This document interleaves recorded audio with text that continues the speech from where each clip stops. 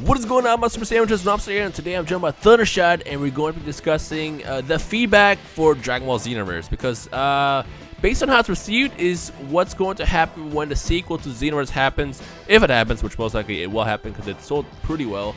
But there is such thing as too much negative feedback that could greatly affect how Xenoverse 2 happens. Does that make sense?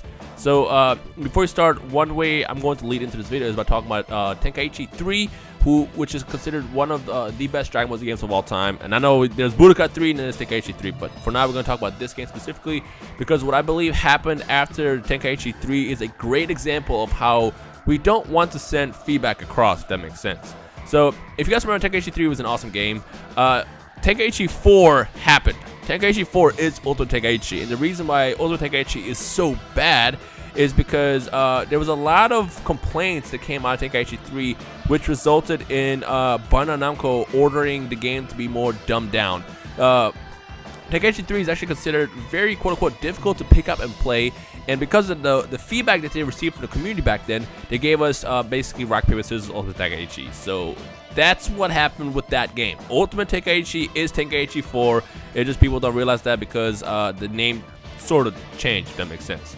So the main reason why Thundershot and I are getting together for this video is because, well, obviously Xenoverse came out in February, and now it's gotten to the point where it's just about done with its lifespan in terms of support. So we're about to get DLC Pack 3, which is going to be the final DLC for the game, and from this point on, it's going to be all about researching for the sequel. So Thundershot, what do we not want to do as a community?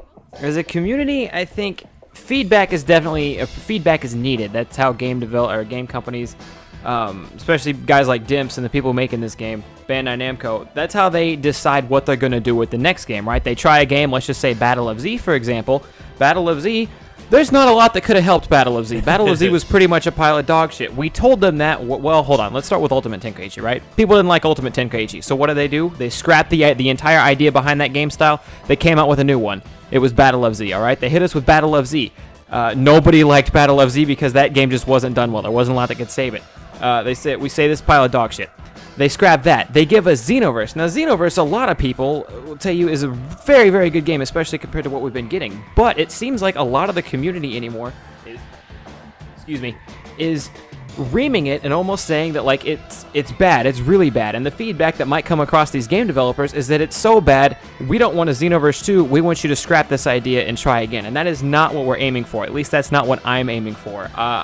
I think what's going on here is there's a lot of just straight complaints, just straight, this sucks, this is a problem, I don't like this, and nobody's really offering constructive criticism or any solution to these problems. For example, like hit detection is bad, right? That's just something that they need to work on fixing. They need to update their lobby system so we don't have 55 billion people hanging around in the lobby, not moving, standing still, lagging servers 24/7. That's an issue that they could fix. A lot of people are saying, well, these moves are imbalanced, well, these races are imbalanced.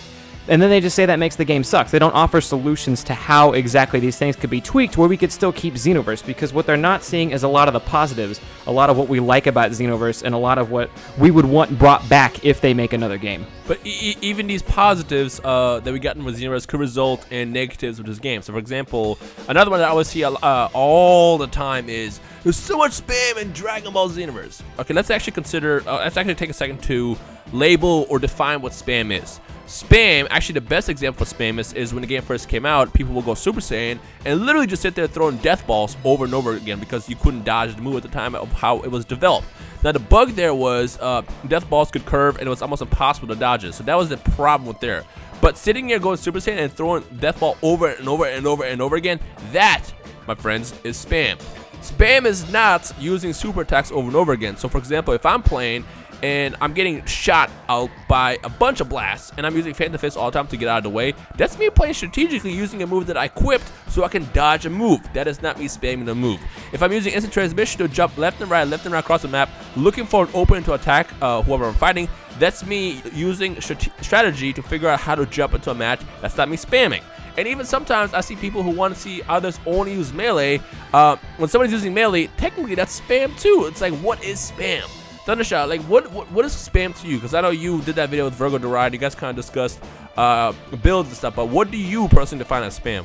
Well, that's just it. Like, spam can exist. Super Saiyan spam. spam exists in the game, right? It's a thing that happens. The thing is that almost all spam is 100% entirely avoidable by you, and spam is actually what I would call a really bad technique. If you go Super Saiyan and throw death balls, what does the opponent have to do? Well, you fly left and right, you avoid death balls. They run out of Super Saiyan, you jump on them, then you destroy them because they can't do anything about it. Exactly. You see someone, I know one strategy you were doing with Teen Whist, you had that strategy, but I've seen it like be abused in online rank before, not by you.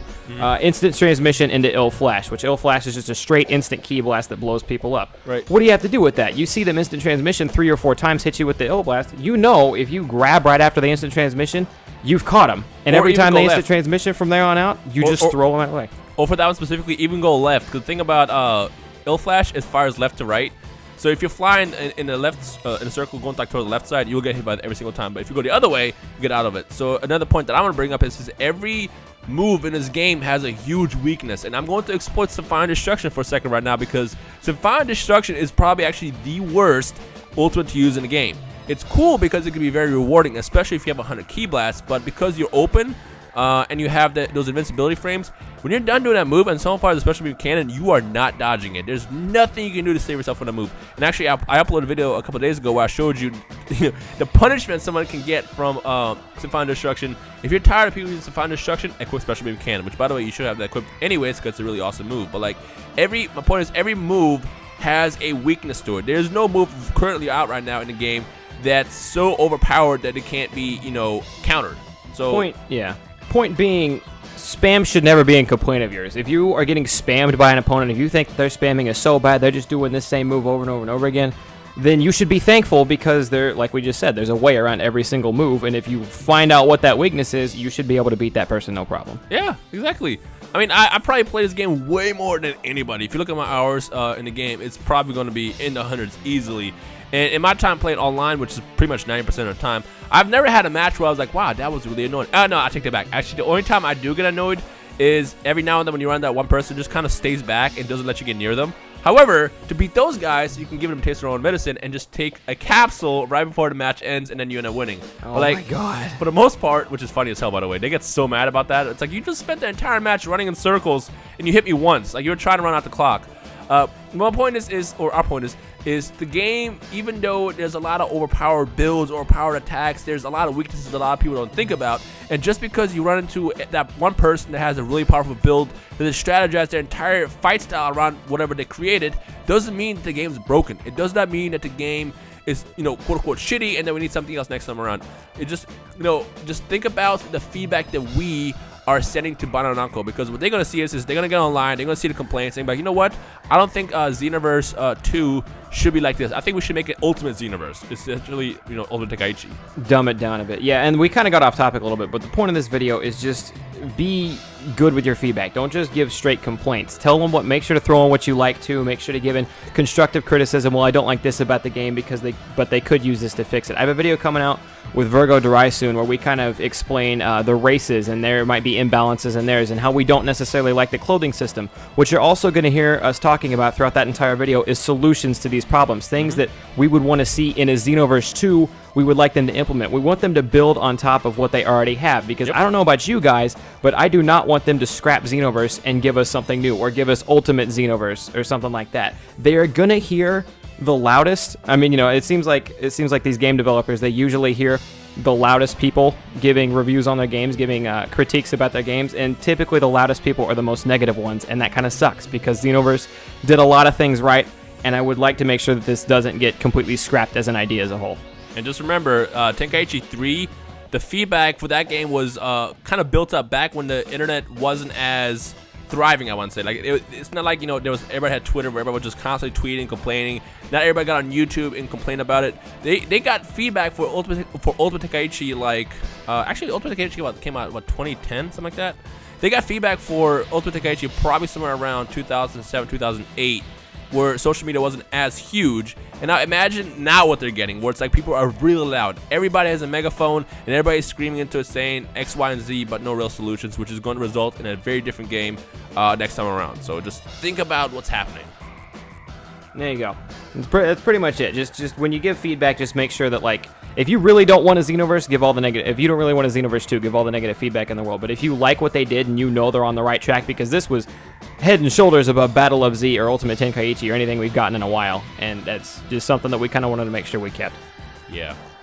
So yeah. And also, before we end this video, we do want to ask you guys to leave feedback in this video itself. Constructive feedback. Don't just say the game sucks or, you know, this is broken, that's broken, get rid of this move. Give us actual, you know, actual feedback in the comments with what you want to see different next time around. Like, you know, think about your complaint and kind of figure out a solution. Don't just say the complaint, because again, this is the most important part about this next phase of, you know, Xenoverse 2 happening. So let us know in the comment section below. I don't want to kind of beat the dead horse with this, but just to kind of go back into it, if they look at it and they see all this negativity, they're going to be like, well, it turns out a lot of these guys really, we've been on the internet lately, a lot of these guys really didn't like Xenoverse at all.